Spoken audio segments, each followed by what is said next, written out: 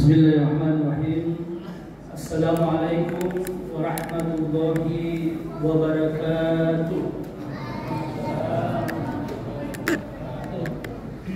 Innal hamdalillah nahmaduhu wa nasta'inuhu wa nastaghfiruhu wa na'udzu billahi min shururi anfusina wa sayyiati a'malina. May yahdihillahu fala mudilla lahu wa may yudlil fala hadiya lahu. Asyhadu an la ilaha illallah wahdahu la syarika lahu wa asyhadu anna Muhammadan abduhu wa rasuluh. Allahumma shalli ala Muhammad wa ala ali Muhammad kama shallaita ala Ibrahim wa ala ali Ibrahim innaka Hamidum Majid.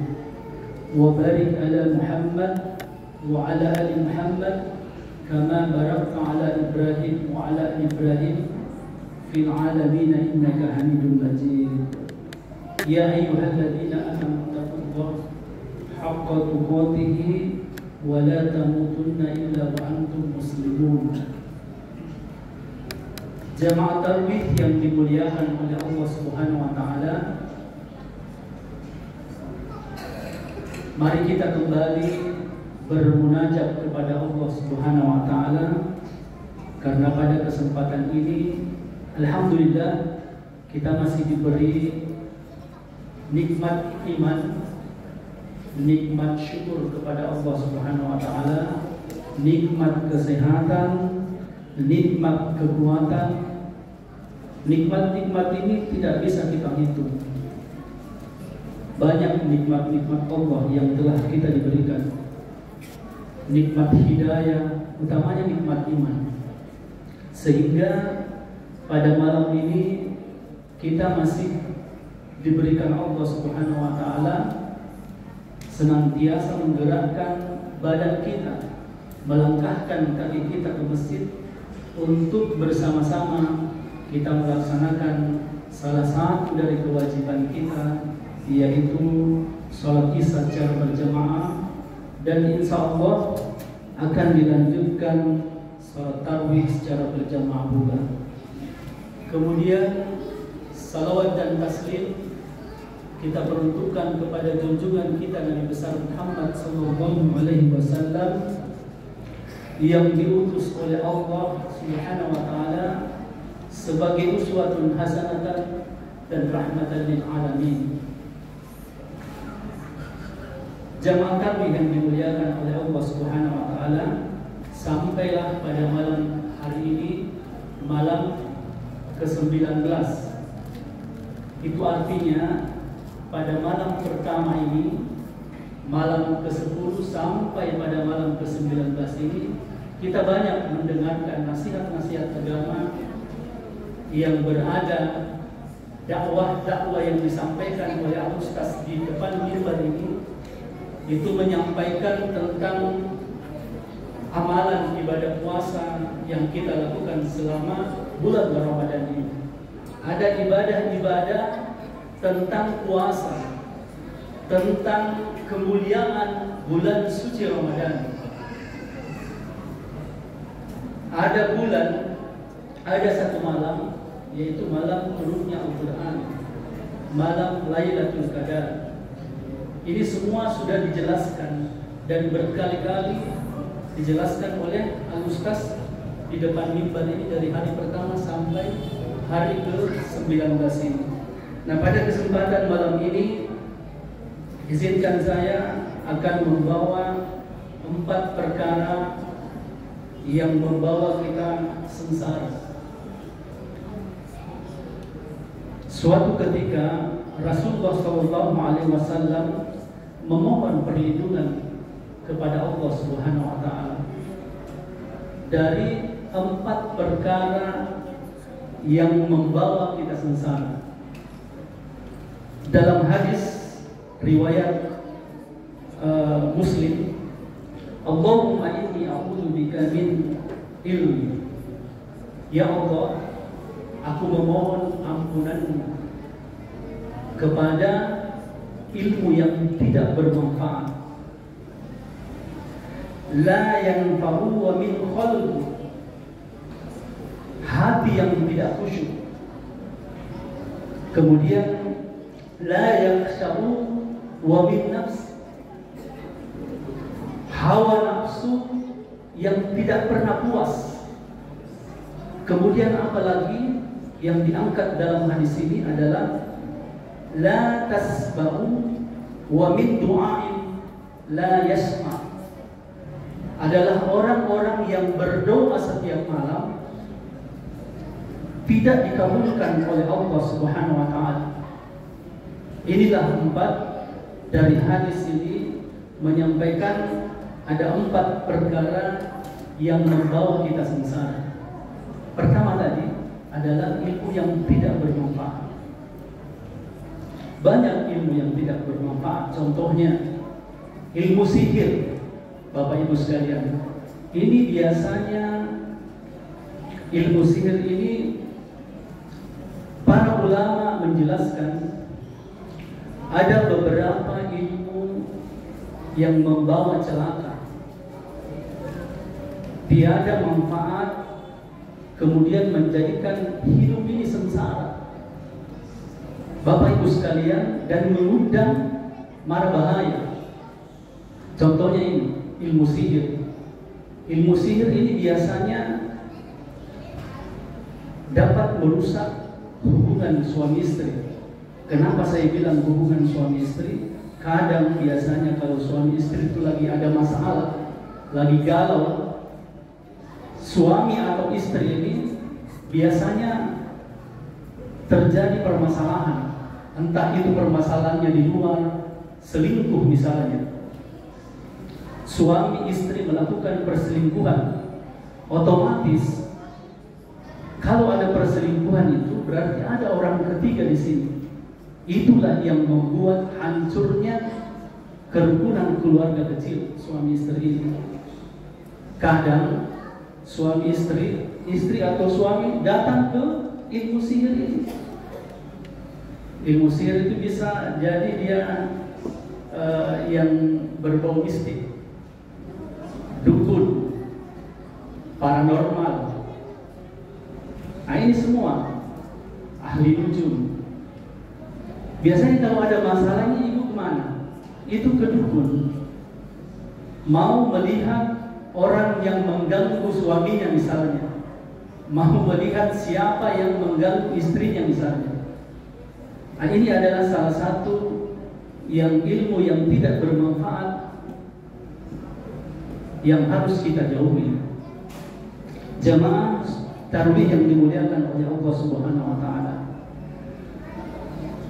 Adapun ilmu yang bermanfaat itu adalah ilmu yang membawa pada keimanan kita, menumbuhkan sifat khasyah, rasa takut kepada Allah Subhanahu wa taala.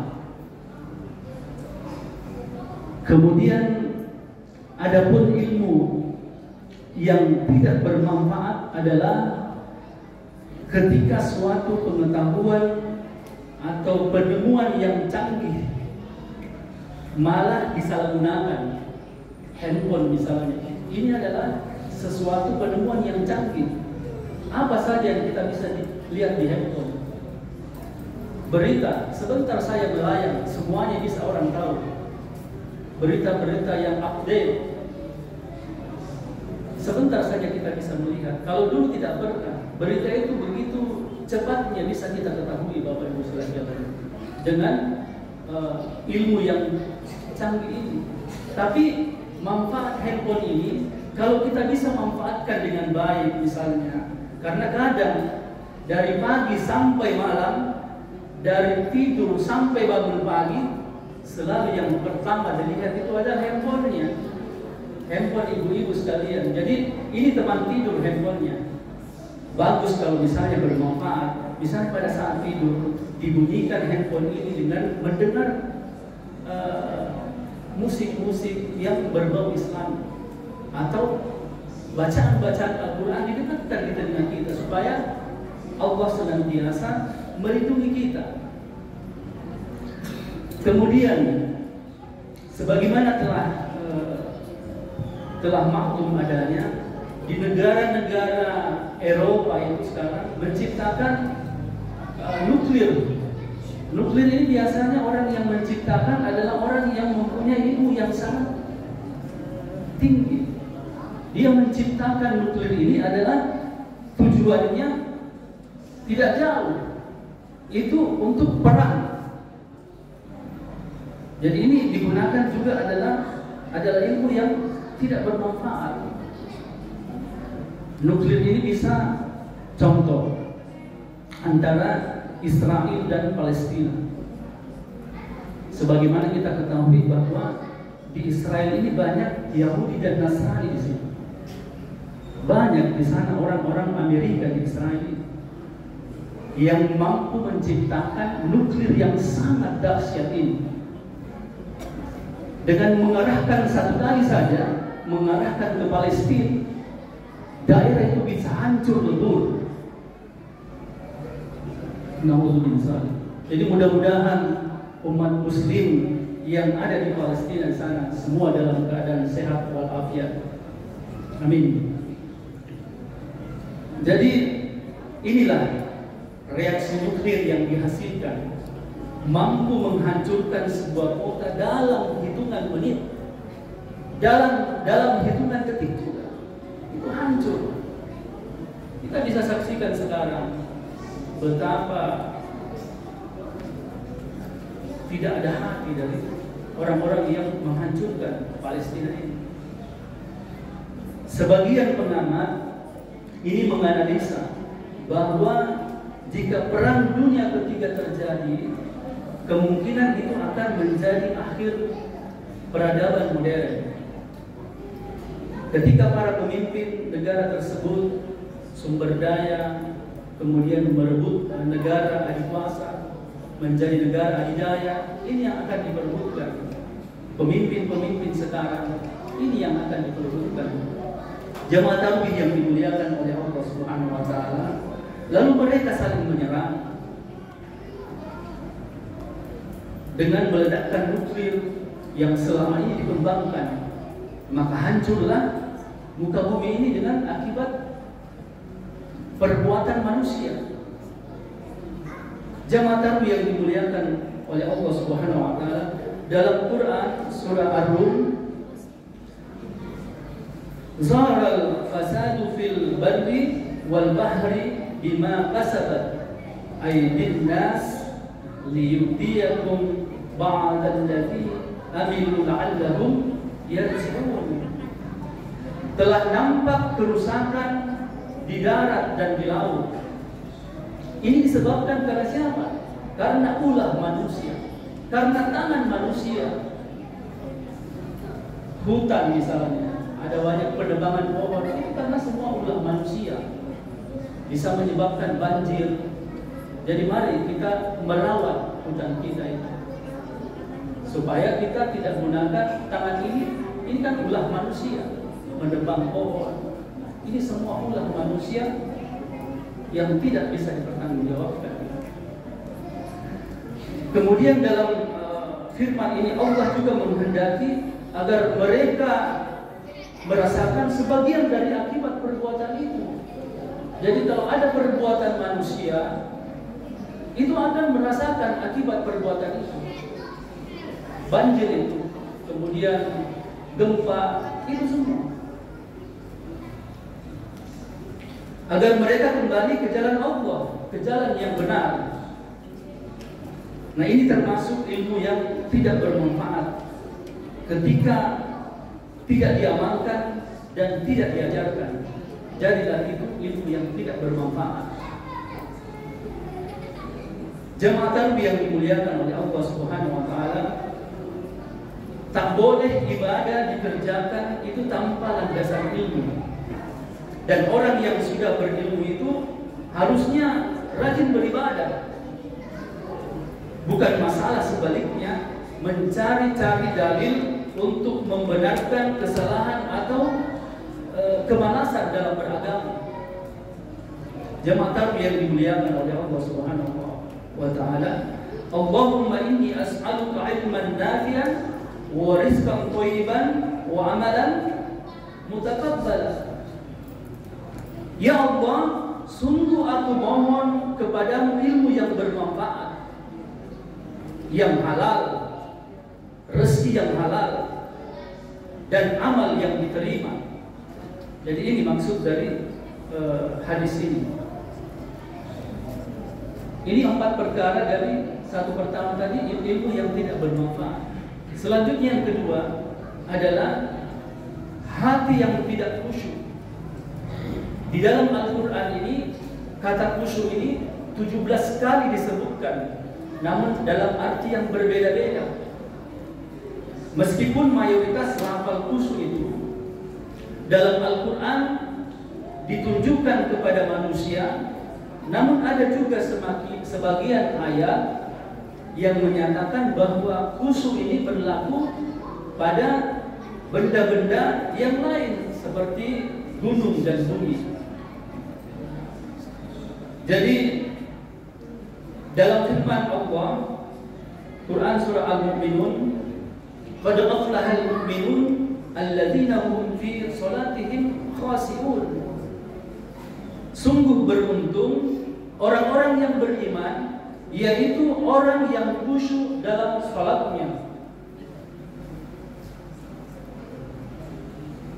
Di dalam kata khusyuk ini ada makna yang bisa kita ambil, ada 4 makna, yaitu ibadah.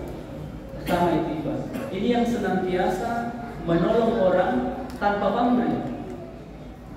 Yang kedua, dalam kata khusyuk itu ada merendahkan diri, Bapak Ibu sekalian. Merendahkan diri dan tunduk kepada Allah dan tenang. Ini adalah 4 kata yang khusyuk. Dapat disimpulkan bahwa khusyuk itu adalah kondisi hati yang tertuju kepada Allah Subhanahu wa taala. Merasakan kehadirannya sehingga membuat seorang hamba itu ingin mengadu dengan penuh rasa tunduk, dengan penuh rasa merendah dan membalas kasih sayang kepada Allah Subhanahu wa taala. Jadi kedudukan khusyuk ini dalam ibadah seperti kedudukan ruh dalam tubuh. Maka ibadah yang dilakukan tanpa rasa khusyuk itu ibarat jasad tak bernyawa, Bapak Ibu sekalian. Tetapi makna khusyuk itu bisa diperluas bukan hanya dalam ibadah yang sifatnya ritual. Orang yang memiliki sifat khusyuk ini akan tenang dalam menghadapi kehidupan, tidak khawatir, dia merasa tenang dalam menjalankan ibadah. Ini yang ada rasa khusyuk di dalam hatinya. Jadi orang yang khusyuk itu terhindar dari maksiat, karena khusyuk itu meredam gejolak hawa nafsu kita. Jamaah tarbiyyah yang dimuliakan oleh Allah Subhanahu wa taala. Ini tadi yang kedua adalah tidak adanya kekhusyukan di dalam diri kita. Kemudian yang ketiga adalah hawa nafsu yang tidak pernah puas.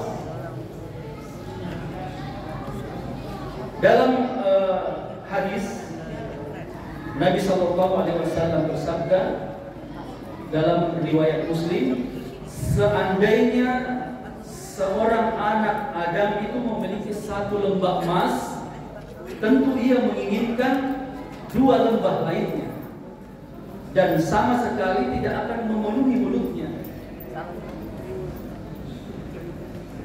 Selain tanah, yaitu setelah mati dan Allah menerima tobat orang-orang yang bertobat ini. Ini adalah manusia hawa nafsu yang tidak pernah merasa puas. Jika 3 poin ini di atas terkumpul pada seseorang, maka dia akan menghalalkan segala cara demi mewujudkan ambisinya.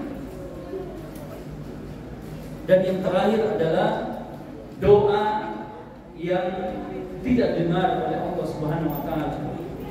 Kenapa kalau kita berdoa, bisa saja kita berdoa hari ini tidak bakal diterima oleh Allah Subhanahu wa taala. minggu depan kita berdoa tidak diterima, sebulan tidak diterima, bahkan setahun, 10 tahun tidak pernah dikabulkan oleh Allah Subhanahu wa taala. Kenapa? Tetapi Allah tidak mau mendengar keluh kesahnya. Jadi tetap kita bersabar. Kalau doa kita belum diterima oleh Allah Subhanahu wa taala, tetap kita bersabar. Kenapa? Lantaran ada makanan dan minuman dan pakaian yang kita pakai ini adalah sumbernya dari yang tidak halal. Contoh, kalau misalnya kita korupsi, baru memakai uang ini, mana Allah akan mengabulkan doa kita?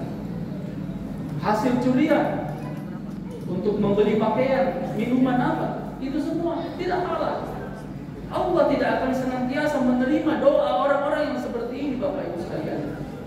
Jemaah tarawih yang dimuliakan oleh Allah Subhanahu wa taala, inilah keempat perkara yang membuat kita menderita penuh kesengsaraan. Jadi semoga kita terhindar dari 4 perkara yang membawa sengsara ini.